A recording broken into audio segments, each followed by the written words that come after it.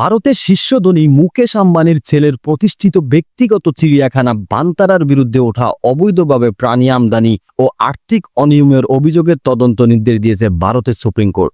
বিশ্বের বৃহত্তম বন্যপ্রাণী উদ্ধার কেন্দ্র হিসেবে দাবি করা বান্তারা পরিচালনা করেন রিলায়েন্স ইন্ডাস্ট্রিজের প্রধান মুকেশ আম্বানির ছেলে অনন্ত আম্বানি। গুজরাটে এই কেন্দ্রে 200টিরও বেশি হাতি, 50টি ভালুক, 160টি বাঘ, 200টি সিংহ, 250টি চিতাবাঘ এবং 900টি কুমির সহ অসংখ্য প্রাণী রয়েছে। তবে বন্যপ্রাণী অধিকার কর্মীরা শুরু থেকে এই কেন্দ্রের সমালোচনা করে আসছেন।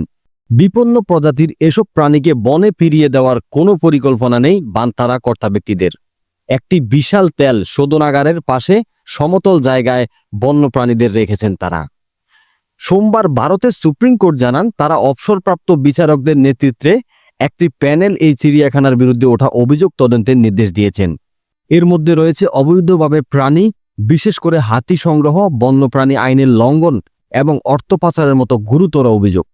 আদালত আরও জানান, এই তদন্তকারী দল গুজরাটের জলবায়ু প্রাণীদের জন্য উপযুক্ত কিনা তাও মূল্যায়ন করবে। এছাড়া কেবলমাত্র শখের বশে বা ব্যক্তিগত সংগ্রহশালা তৈরির অভিযোগগুলোও খতিয়ে দেখা হবে।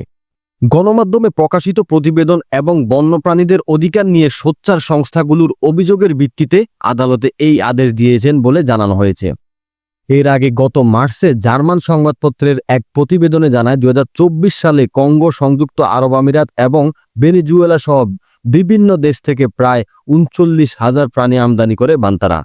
চিড়িয়াখানা কর্তৃপক্ষের মতে, বহু হাতিকে বিশেষভাবে তৈরি ট্রাকে করে হাজার হাজার কিলোমিটার পথ পাড়ি দিয়ে ভারতের বিভিন্ন প্রান্ত থেকে এখানে আনা হয়েছে।